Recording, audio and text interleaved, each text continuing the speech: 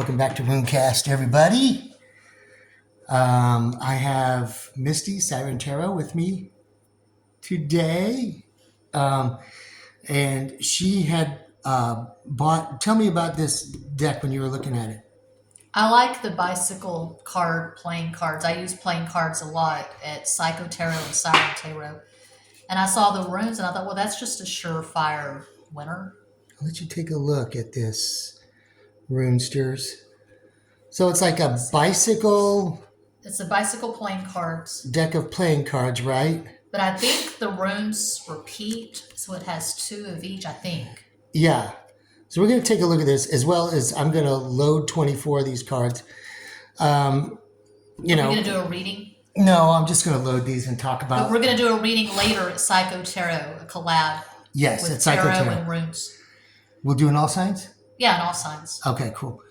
So the history of rune cards. The first deck of rune cards that I was aware of was by Freya Oswin.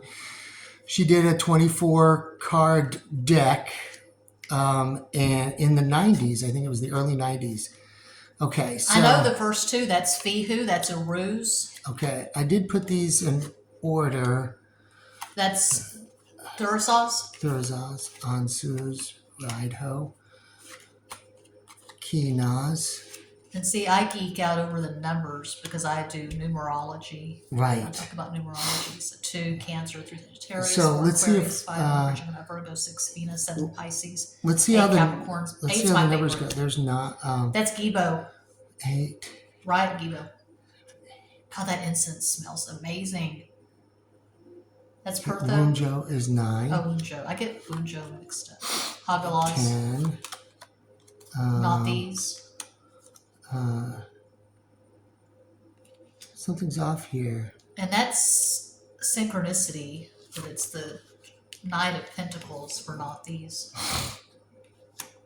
Oh, you know why it's off? Isa. Because this is 1, this is 2, this is 3, this is 4, this is 5. Because they have an ace in this deck. Yeah, the aces are 1s. Right, but that's not the first rune. So the numbers are wrong. we're gonna the people who made this, they didn't know what they were doing. But I mean, this is 12. This is 10. I was like, wait a minute. Wunjo is 8, not 9. Is it pronounced Yura or Jura? Yura. Yura. I don't even know if you can see. You can see the whole thing. Okay. So that's the first et. This is 9, 10, 11. This is the 12th rune. This is 13, 14, 15, and of course 16. And then this should be T-was, yes. That's the second et? 18. This is the second et, and this is the third et. 18, 19, 20, 21, 21, 22. You should do a Patreon and teach people the runes. 24. Okay, so these are the cards that I'm going to load and work with. And we'll load the cards in a minute, and I'll show you how to load them. So you're not going to use the others? I'm not going to use the others, but let's take a look. And I chose the red suit. Okay. Because runes are traditionally drawn in red. Oh, I didn't know that. Okay, so then that's just a marker. This card. Okay. It's there's that card. Throw in the trash. Then there's a black suit. Okay. Yeah, they duplicate. They got the red and black. But I think it's cool to use in a reading because if the same rune comes up twice, that means something. I don't know. I just love using playing cards in my readings. 14, 15, 16. Don't you agree? 17, 18. Yeah, cards are nice. No, but I mean, if you use both sets in a reading and the same rune came back, or the same runes came back, that would be really cool. Then they have these cards. What the hell does that mean? Are those bind runes? No, it's a card with 4 runes on it. Huh. And then there's this card, a card with 5 runes on it. Then the ace, this ace has 3, 4, 5, 6, 7 runes on it. I would use both. And this card has 1, 2, 5 runes on it. And then they have these cards. Fuck. This is a great symbol because in this symbol you can make every rune. I used to have a lot of fun playing with that design.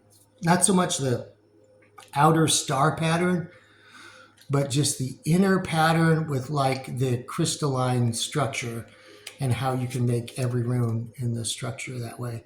And then this is another card. I guess those are the jokers. Then you have a pronunciation guide. 2 cards for a pronunciation guide. There's the leftover from Well, the it's Black not a Sea. pronunciation guide. It just tells. It doesn't tell you how to pronounce them. It just gives you the list of the names. Yeah. Someone left a critique saying, "I wish they would tell you how to pronounce these." Well, just go to YouTube. Go to a YouTube tutorial. Yeah.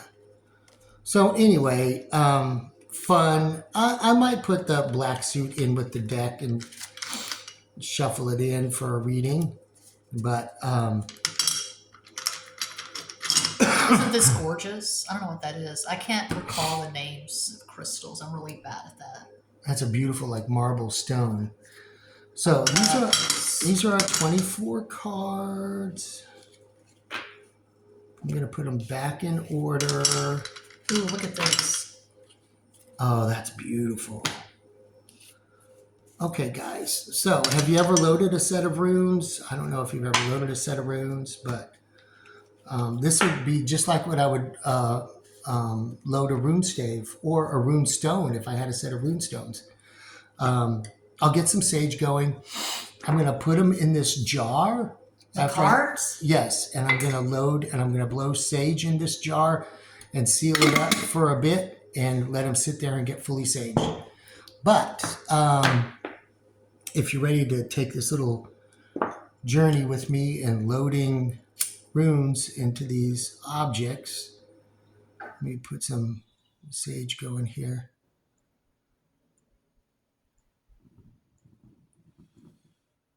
Okay, so we got sage going. And we'll take these cards and we'll load them. It's important that you load the energy of each rune into the stave, tine, or stone, or in this case, a playing card like we're going to here. I'll generally sage them over here, and then I'll turn the first card over. And of course, this is Fehu. So I'm just going to meditate on Fehu. And I'm also going to do the Galder for Fehu. Well, not my own Galder, not the, but, and I'm also going to trace the runes. So I'm going to be like this. You're doing that for every card. My ADHD is kicking in here.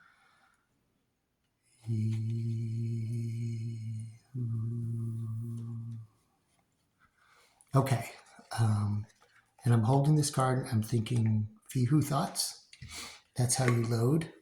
My energy is really chaotic. I should probably leave the table because you're in a very meditative space and I'm not. Yes. I'm going to leave the table because I'll just disrupt it. Okay. Bye, Sarantera. We'll see you later. Bye, con Dios.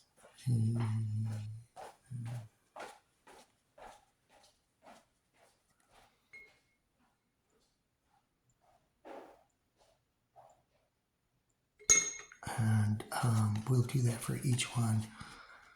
Ooh.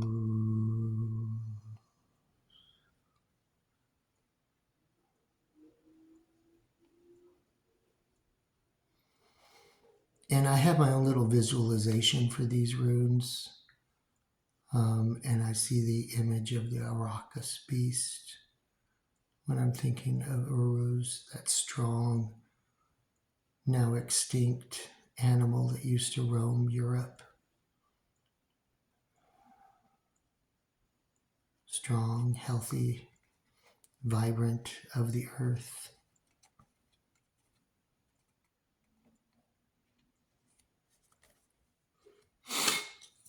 But that's how you load, you know. You really want to meditate on each and every rune. You're thinking of Thor now. For Thuruzaz.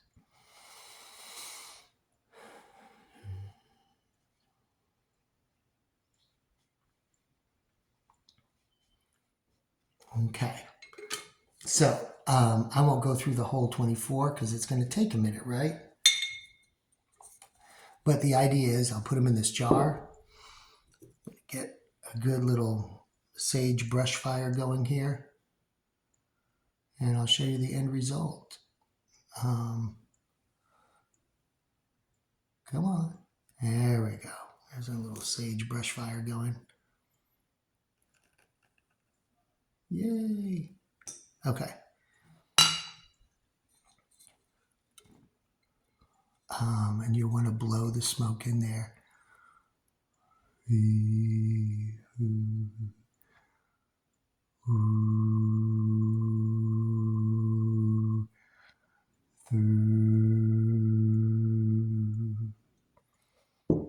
And then I will seal the jar up. You can take this jar and plant it in the earth for a lunar cycle if you wish at night, in the full moon, and let it circulate through for 28 days. That'll give it a lot of earth power. Or you can just go with it just like this and let it sit in the sage inside the jar for a while to get each card loaded. That way it has the energy and the vibration of each rune, and it's ready to be used for divination when you ask the oracle. So anyway, that's a short little Runecast video. I hope you enjoyed it. Like, share, subscribe. Do share comments on how you load your runes. I would love to read them. Everybody has their own kind of way. Well, from what I think anyway, and I'd like to hear yours. Thanks as always for watching, and I'll see you on the next video.